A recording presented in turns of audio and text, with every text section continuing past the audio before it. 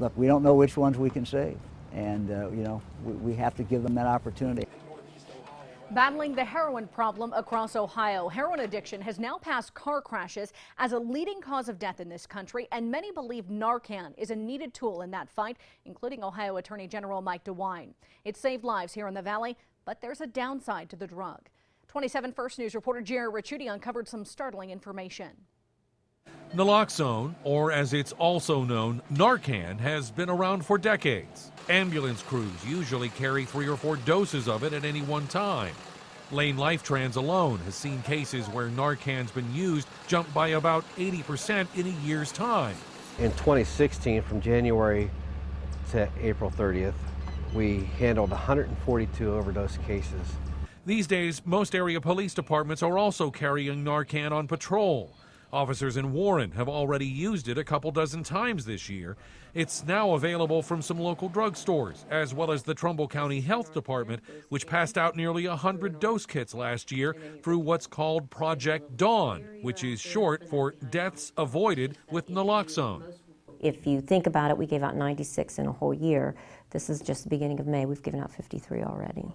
The health department's Kathy Perella tells me kits like this can be given to family and friends of addicts, as well as local recovery centers, hoping to save a life. We're hoping that those people that are, that overdose is reversed, kind of get that aha moment, that second chance where they go into treatment. In addition to being a powerful pain reliever, opiates, especially heroin, provide a euphoric rush for the user, one they desperately try to repeat as they keep using. But heroin also suppresses certain functions in the brain, like breathing. Use too much or too powerful of a dose, and you die. It's that simple. So when you take the drug, it goes in and blocks the respiratory drive, which is the most important, and the Narcan goes in and blocks the receptors. But some worry while they may be saving lives with Narcan, are they also merely providing a safety net? In effect, giving an addict the chance to live to get high another day. It's just a theory. There's no scientific study on that, but it could be that they think that, you know, they're going to be pulled out of it with the Narcan. PUGH tells me he and his crews have been on a number of calls involving repeat overdose patients who were revived with Narcan, and Warren police have administered the drug to the same person on 3 different occasions this year. There's also a new phenomenon, something called a dawn party. And those are parties where people can attend that they know Narcan will be there. While paramedics stress revived patients need immediate medical care and possible additional doses of Narcan, they worry that's not likely to happen at a party. That's why it's scary to have at a party somebody give Narcan, the person wakes up and uses again.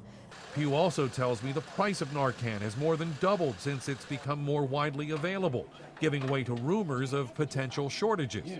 Which would really put us in a real problem, because if we couldn't get it and other people are getting it over the counter, who's going to take care of this problem?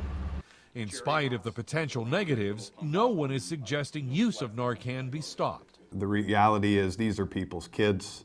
These are people's parents that are dying from this, and it's the ones that you are able to save and make this worthwhile. Thinking one less fatal overdose is one less tragedy as well. Jerry Ricciuti, WKBN 27 First News.